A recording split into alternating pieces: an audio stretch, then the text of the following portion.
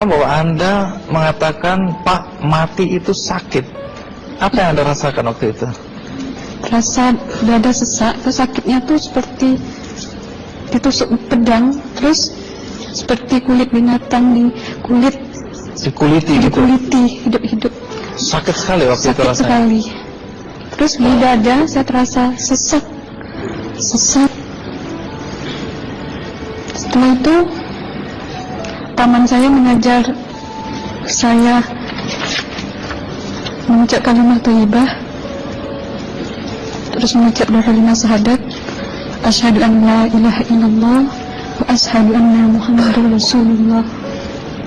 Apa betul waktu roh Anda itu dicabut dari kaki gitu, Iya. Anda bisa melihat jasad Anda? Sempat saya melihat jasad saya pada waktu itu, tapi sebentar. Setelah itu saya dibawa pergi oleh 2 orang malaikat ini. Oh. Dan pada waktu itu saya ingin ketemu sama ayah saya. Kebetulan ayah saya sudah meninggal. Dan suatu ayah saya meninggal, dia berusia 55 tahun. Setelah saya ketemu di sana, dia tuh berusia muda. Kok muda? Berusia 17 sampai 20 saya perkira. Anda sempat ngobrol dengan ayah? Sempat. Apa yang Anda sampaikan? Waktu itu ayah nangis. Ayah saya bilang, kenapa kamu kesini nak? Pulanglah, di rumah tidak ada orang. Kasihan lihat ibumu dan adik-adikmu. Tidak ayah, janjiku sama Allah sudah sampai. Dan pada waktu itu ayah saya menangis.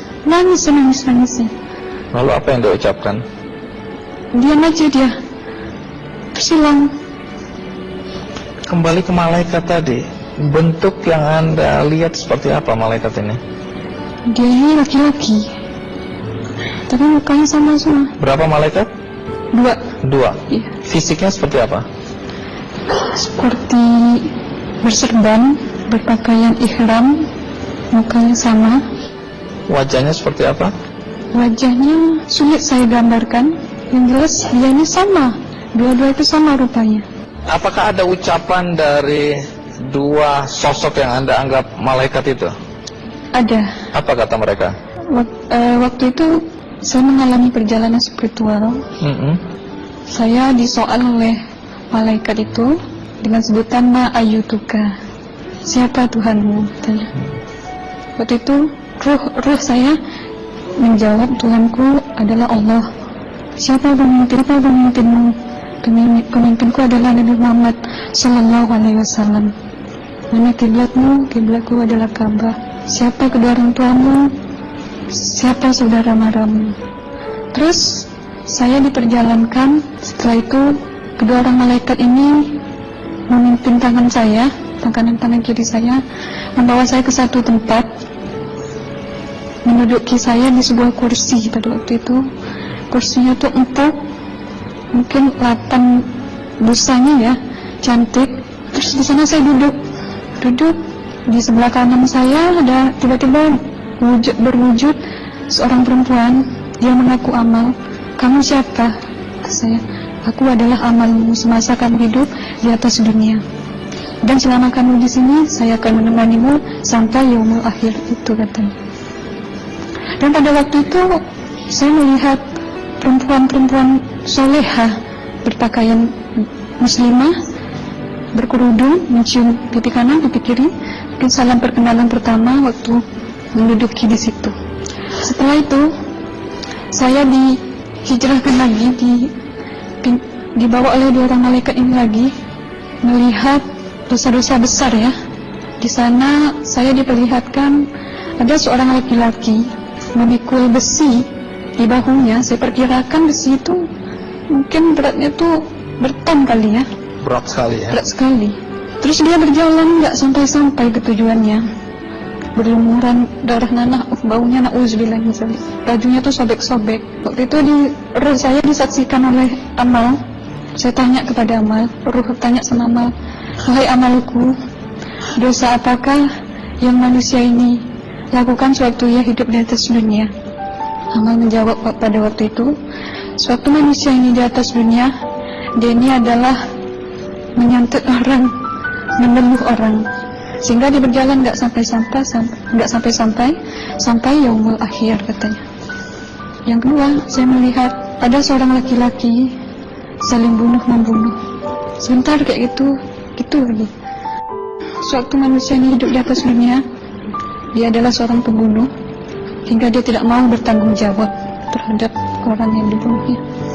Terus yang ketiga, saya melihat ada seorang laki-laki dihujam kemaluannya pakai besi panas, timah panas itu ya, hingga menembus.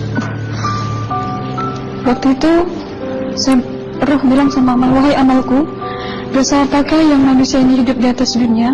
Amal waktu itu menjawab, suatu manusia ini hidup di atas dunia, manusia ini adalah seorang perzina. Setelah itu saya melihat ada seorang laki-laki dihujam kemaluannya pakai besi panas, timah panas itu ya, hingga menembus. Waktu itu roh bilang sama amal, wahai amalku, dosa apakah yang manusia ini hidup di atas dunia? Amal waktu itu menjawab, suatu manusia ini hidup di atas dunia, manusia ini adalah seorang perzina.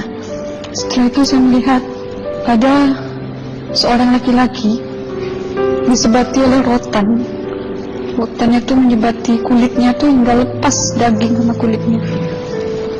Itu amal menjawab, suatu manusia ini hidup di atas dunia, dia ini tidak pernah sholat Islam, hingga waktu matinya pun dia tidak mengucap 2 kalimat syahadat. Dan pada waktu itu roh sama amal sempat menghafiz Quran pada waktu itu dengan harapan supaya orang manusia yang Allah siksakan ini bisa terampuni dosanya.